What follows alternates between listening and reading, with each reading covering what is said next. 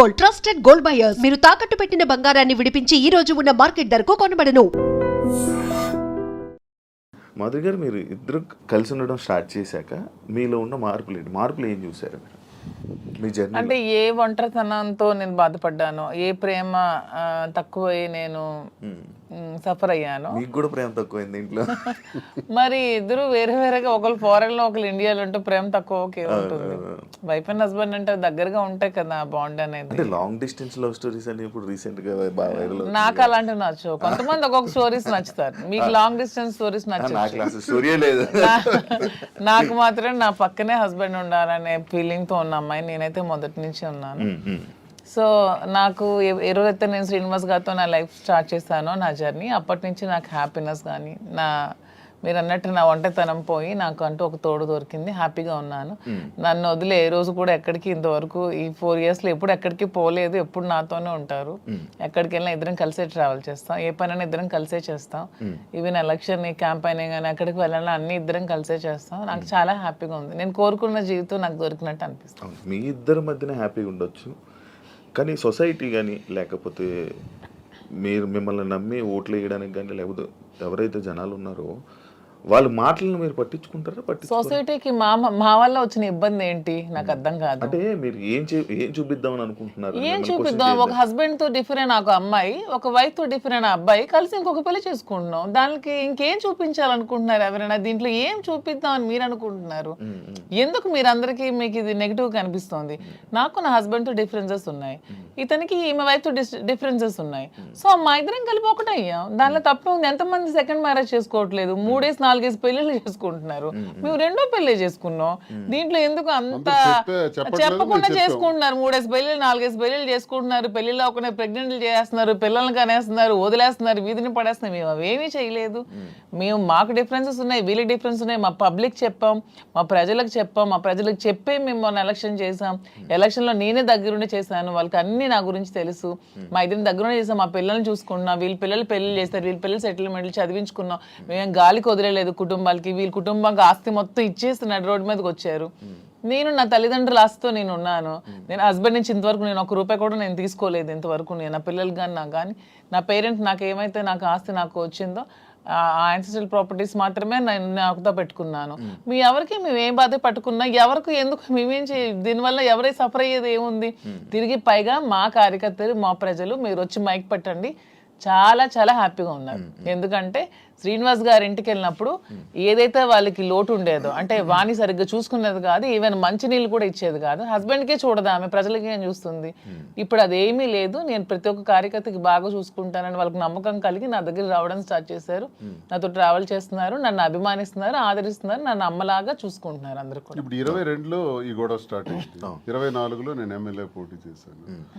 నా మీద పోటీ చేసి గెలిచినటువంటి అచ్చెన్నాయుడు రాష్ట్ర తెలుగుదేశం పార్టీ అధ్యక్షుడు ఎన్నికల ముందు ఏం చెప్పాడు? రాష్ట్రంలో హైయెస్ట్ మెజారిటీ నాదే, అబౌట్ 70,000 ఓట్స్ అన్నాడు. నిజానికి కూటమి ప్రభుత్వంలో ఎవడు నామినేషన్ వేసినా 40,000, 50,000, 60,000తో గెలిచారు. మా జిల్లాలోనే 4 ఎమ్మెల్యేలు కొత్తోళ్ళు, మొక్కం తెలియనోళ్ళు కూడా, ధర్మాన ప్రసాద్ లాంటి వ్యక్తి మీద కూడా 3 రోజుల ముందు వచ్చి నామినేషన్ వేసి 54,000 మెజార్టీతో గెలిచాడు. మరి అచ్చెన్నాయుడు ఎంతతో గెలవాలి? కనీసం 70తో గెలవాలి కదా. 30, నా 73,000 ఓట్లు. ఇవన్నీ తెలిసి ప్రజలు నాకెందుకు ఇంకా నైతికంగా బలంగానే ఉంచారు. నైతికంగా అచ్చెన్నాయుడు ఓడిపోయినట్టే. కిందోళ్ళందరికి ఒక్క 15 రోజుల ముందు వచ్చిన వాళ్ళందరికి కూడా 40,000, 50,000 మెజారిటీలు వచ్చి నీకేం 30,000? అంటే ప్రజలే 1,000 వ్యతిరేకించుంటే అచ్చెన్నాయుడికి 70,000 రావాలి కదా. ఇంత వేవ్లో కూడా అచ్చెన్నాయుడు అతి తక్కువ ఓట్ల తేడాతో గెలిచాడు కదా. సో నేను గతసారి ఎంపీకి పోయినా 3,100 తేడా నాది. వాళ్ళకి మాకు ఎప్పుడు వెరీ లెస్ మార్జిన్, 3,000, 3,500. సో వీడు ఇలాంటోడు సంఘ వ్యతిరేకమైన పని చేసాడు, కొట్టండి అనుకుంటే నాకు 20-30,000 ఓట్లకి తగ్గి కుదించేసి ఆయనకు 1,00,000 మెజారిటీ ఇవ్వచ్చు. అది జరగల ఇంత వేవ్లో కూడా.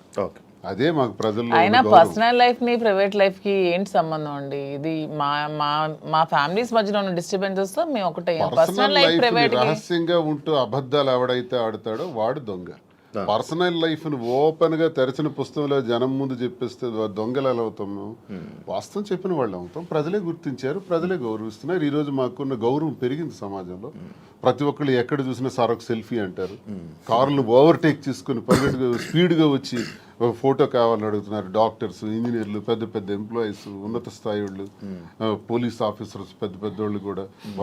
ఒక పెద్ద ఆఫీసర్ అయితే మొన్న చేయి తీసుకొని గుండె మీద పెట్టుకొని పెద్దగా ఊపిరి తీసాడు. ఏం సార్ ఏంటి అంత ఎమోషన్ అవుతున్నారు ఏంటంటే, మీరంటే నాకు ఇష్టం సార్. ఆయన ఏం అర్థం చేసుకున్నారు? పెద్ద ఆఫీసర్. ఇంకా చాలా మంది పేర్లు చెప్పకూడదు. వాళ్ళు ఏం అర్థం చేసుకున్నారు? ప్రతి ఒక్క జీవితంలో కూడా కథ ఉంది. ఆ కథ చాలా మంది చెప్పలేక భరిస్తున్నారు. మేము చెప్తాం. ఇప్పుడు మీరు ఇన్స్పిరేషన్ అంటారు, చాలా మందికి ఇన్స్పిరేషన్. ధైర్యంగా కాకపోతే బతకండి. ఆ ఆవేశం ఎలా వస్తుంది? వాళ్ళ కళ్ళల్లో ఆర్ద్రత ఎలా వచ్చింది? ఆ సంతోషం ఎలా వచ్చింది? 1600 ఉన్నటువంటి యూట్యూబ్ మా ఫాలోవర్స్ ఈ రోజు లక్షలా దాటారు. 1,45,00,000 వ్యూవర్షిప్ ఎలా వచ్చింది? ఇదంతా ఎక్కడి నుంచి వచ్చింది? అభిమానంతో వస్తుంది. అభిమానమా కాంట్రవర్సీ అంటారు? కాంట్రవర్సీ ఎందుకు రావాలంతా? ఫాలో అప్ ఎందుకు చేయాలి? న్యూస్ కదా, లేటెస్ట్ న్యూస్ కదా, లేటెస్ట్ రెండు ఉంటాయి, ఈ రెండు ఉంటాయి. ప్రతి ఒక్కరికి రెండు ఉంటాయండి. ఎవరికైనా సినిమాకి సరే, 2 కోణాలు ఉంటాయి. ఏ మనిషికైనా సరే విమర్శలు ఉంటాయి, పొగడ్తలు ఉంటాయి, రెండు ఉంటాయి. అవన్నీ బ్యాలెన్స్ చేసుకొని వెళ్తేనే జీవితం. రావణుణ్ణి మెచ్చింది ప్రజలే, రాముణ్ణి మెచ్చింది ప్రజలే. రెండు ప్రజలే. మీకు రావణుడు ఇష్టం ఉండొచ్చు, నాకు రావణాసుడు అంటే ఇష్టం. ఎవరి లైఫ్ స్టైల్ వాళ్ళది. నాకు రావణాసుడు హీరో, నేను హీరోగా చూస్తాను. సార్ రాముడు అంటే హీరో. అది ఎవరి ఇష్టం వాళ్ళది. ఆయన ఎలా చూస్తున్నారు? రాముడు అనుకుంటున్నారు, రావణాసుడు? నేను డిఎస్ఏ అనుకున్నాను. డిఎస్ కి ఒక బ్రాండ్ ఉంది. దువ్వాడ శ్రీనివాస్ అంటే ఒక బ్రాండ్. ఎవరితో కంపేర్ చేయను. ఈ స్పెషల్ అంటే. సార్ మీ బిజినెస్ అన్ని వదిలేసారా? వదిలేదు, అన్ని లాగేసుకున్నారు. మేమేం బిజినెస్ వదిలేదు. మైన్స్ నాది 25 years నుంచి మైన్స్ కంపెనీ. ఎప్పుడు మైన్స్ ప్రపంచ స్థాయిలో కూడా ఐకాన్ బ్రౌన్ గ్రానైట్ ఓనర్ గా మంచి పేరు ప్రఖ్యాతులు సంపాదించాం. మైన్స్ లో బాగా పీక్స్ కి వెళ్ళాను. ఈ గవర్నమెంట్స్ లో గవర్నమెంట్ ఉంటే ఒకలాగా, లేకపోతే రిజల్ట్ రోజు ఈవినింగ్ లాగేసుకున్నాం. 4వ తారీఖు ఎన్నికల ఫలితాలు వచ్చాయంటే ఆ సాయంత్రం కల్లా నా మైన్ ఒక్క సందని కొట్టి పంపించేశారు. ఈ రోజు వరకు పెర్మిట్స్ ఇవ్వట్లా. 61 కోట్ల లాస్ సడన్ గా గవర్నమెంట్ రావటం వల్ల, కూటమి ప్రభుత్వంలో అచ్చెన్నాయుడు వీళ్ళు టార్గెట్ పెట్టారు. సరే ఇవన్నీ చేస్తుంటారు వాళ్ళు, భరిస్తారు. శ్రీను గారు అంత మైనింగ్ కంపెనీలు అలాంటి పెద్ద పెద్ద బిజినెస్లు చేసిన మీరు రీసెంట్గా చీరలు బిజినెస్లోకి తీసుకొచ్చేసారని చెప్పి కామెంట్స్ కామెంట్స్. దానికి బిజినెస్, సారీస్ బిజినెస్ కాదా?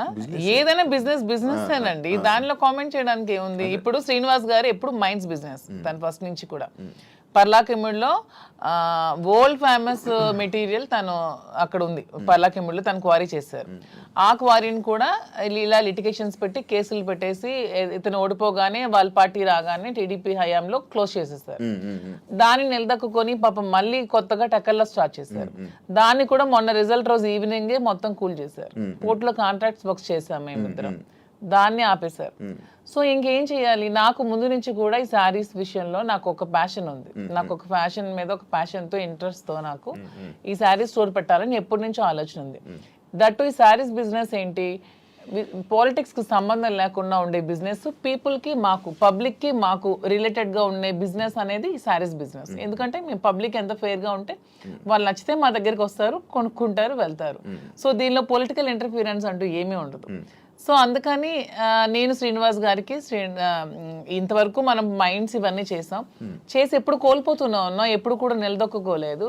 ఈ 4 years లో కూడా 30-40 crores వరకు పెట్టాం, లాస్ అయిపోయాం.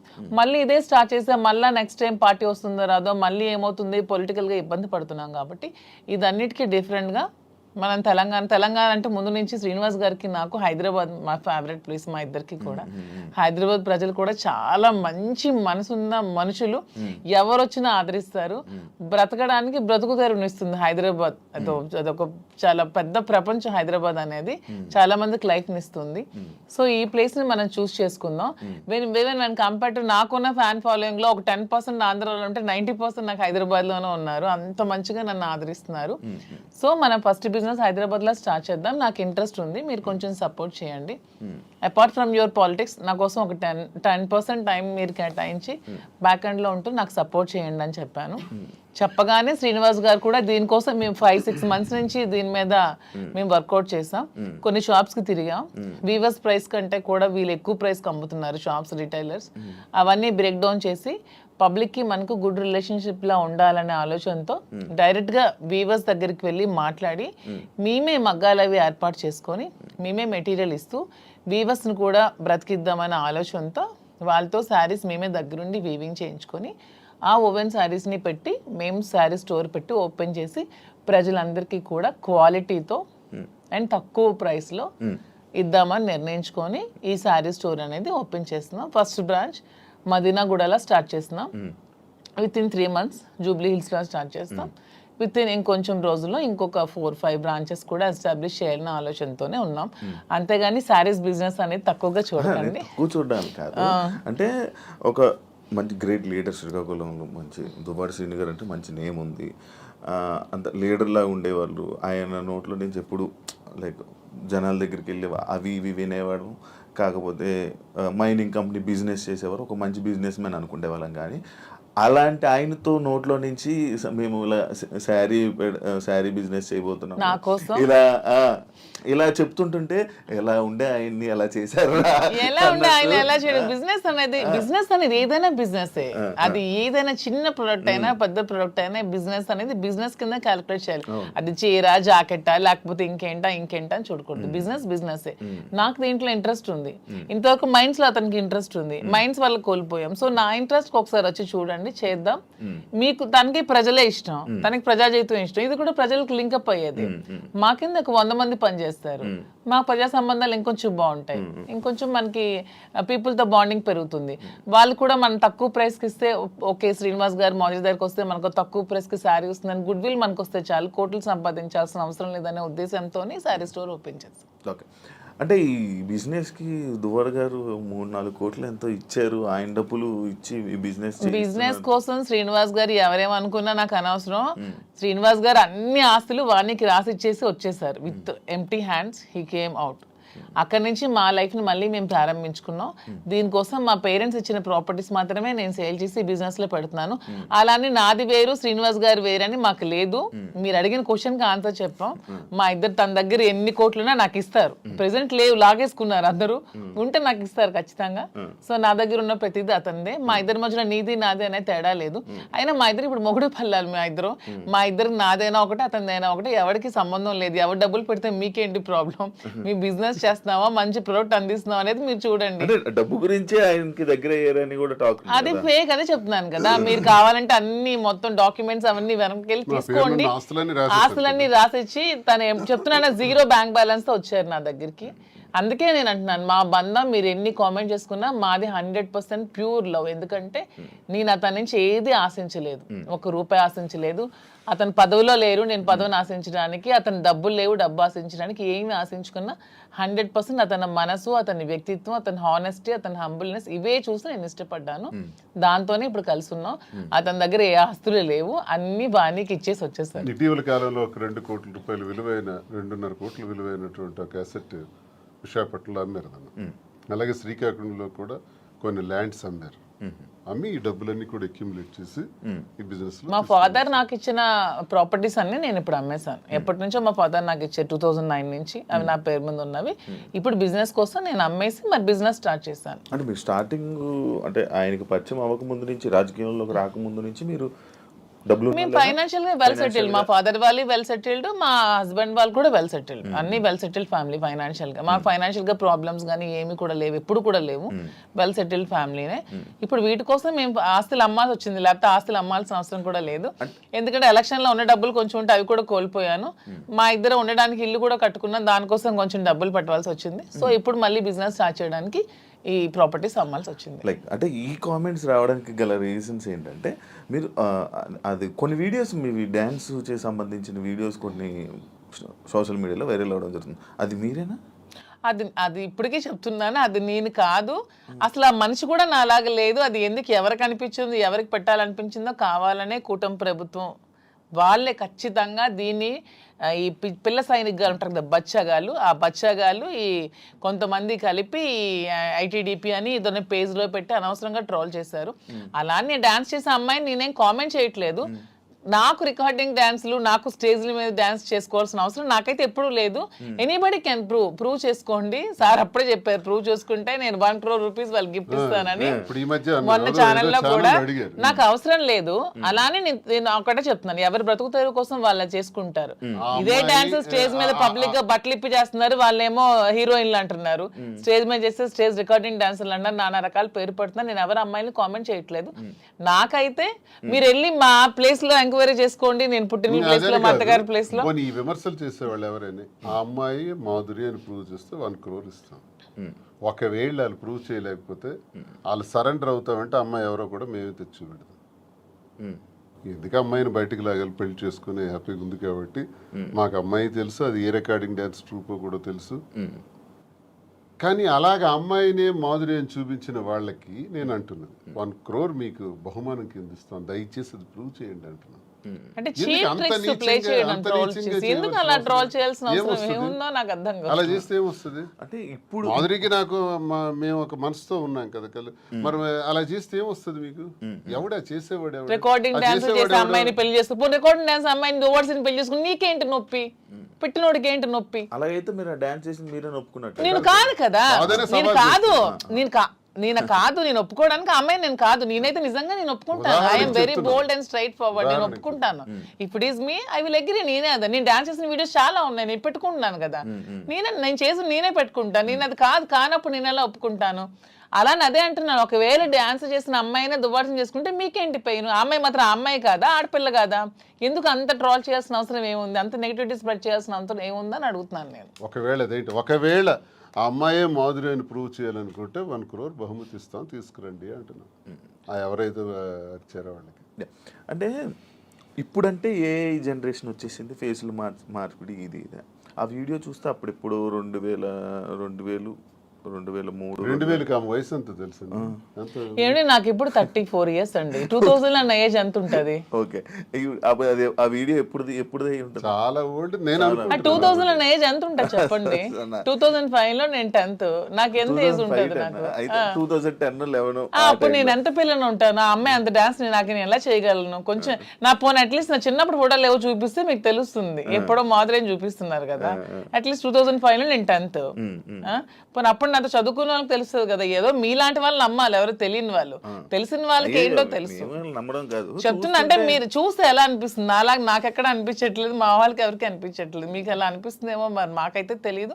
మా అందరికీ తెలుసు, ఎవరు మా జిల్లా అందరికీ తెలుసు అది నేను కాదని. ఇంక మిగతా వాళ్ళు నమ్మితే నమ్మొచ్చేమో కానీ ప్రతి ఒక్కరికి తెలుసు. ఇంక నమ్మినా నమ్మకపోయినా పర్వాలేదు, నేను అనుకున్నా కూడా ఐ డోంట్ కేర్ అంటున్నాను. పోనీ అమ్మాయి కూడా డాన్స్ బాగా చేస్తుంది అనుకుంటే అనుకోండి, దానిలో ఐ డోంట్ కేర్.